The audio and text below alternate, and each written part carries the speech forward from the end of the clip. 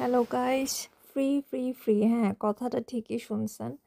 আমি হচ্ছে আজকে বাসার পাশে বসে জানালা দিয়ে দেখতেছিলাম এই ভিউটা। এত সুন্দর একটা ভিউ, সানি ওয়েদার, প্লাস হচ্ছে গিয়ে পানিগুলো হচ্ছে নীল এবং গ্রিনিশ টাইপের, এবং পাহাড় আছে, প্লাস হচ্ছে পাহাড়ের উপর একটু স্নো আছে, যেহেতু এখনো পুরোপুরি সামার না এখানে নরওয়েতে। সো দেখতেই ভাল লাগতেছিল। তো তখন মনে হয়েছে যে না, এটা জিনিসটা শেয়ার করি, যে আসলেই তো ফ্রি আমরা অনেক জিনিস পাচ্ছি প্রকৃতি থেকে। পাশাপাশি আমাদের ডেইলি লাইফের পাশাপাশি আমরা যখন মাঝে মধ্যে খুব ক্লান্ত হয়ে যাই কাজ করার পরে, তো তখন মনে হয় যে না, একটু দূরে কোথাও ঘুরতে যাই, প্রকৃতির মধ্যে যাই, তখন দেখেই শান্তি লাগে। তো আসলে টাকা খরচ করেও আমরা মাঝে মধ্যে এই ধরনের ভিউগুলোও দেখতে যাই। বাট মাঝে মধ্যে আমাদের আশেপাশেই থাকে। বাট আমরা ওগুলা খেয়াল করি না। বাট হ্যাঁ, এগুলো হচ্ছে গিয়ে মনের শান্তির জন্য। সো এগুলো বেসিক্যালি আমাদের নিডস, বাট তারপর আমরা এগুলো ফ্রি পাচ্ছি। So look at this weather.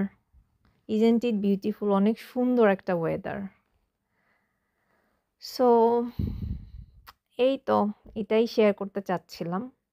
আর হ্যাঁ, এখানে হচ্ছে গিয়ে টুরিস্টদের জন্য অনেক কিছু থাকে। টুরিস্টরা এখানে আসে, বিভিন্ন টুরিস্ট স্পটে যায়, এবং এখানে একটা স্পট আছে বা টুরিস্ট এজেন্সি আছে, যেখানে হচ্ছে গিয়ে আপনি ওদের মাধ্যমে বিভিন্ন টুরিস্ট স্পটগুলোতে যেতে পারবেন। বাট আপনাকে হ্যাঁ, পে করতে হবে।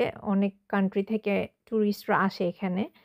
অ্যান্ড আরেকটা টুরিস্ট অ্যাট্রাকশন হচ্ছে এখানে ওয়েল ওয়াচিং, যেটা হচ্ছে গিয়ে তিমি মাছ দেখার, যেটা অনেকে টাকা খরচ করে এই ধরনের শিপটাতে গিয়ে ওরা দেখে। সো বেসিক্যালি হচ্ছে গিয়ে ওখানে আপনাকে ২ ঘন্টা জার্নি করে যেতে হবে এবং দেখতে হবে। উইন্টারে এটা থাকে না, কারণ হচ্ছে গিয়ে সি এবং লেক হচ্ছে ফ্রোজেন থাকে। সো নেক্সট ভিডিওতে আমি যদি যাই, আপনাদেরকে অল ডিটেলস, টিকেট এবং সব কিছু আমি জানাবো।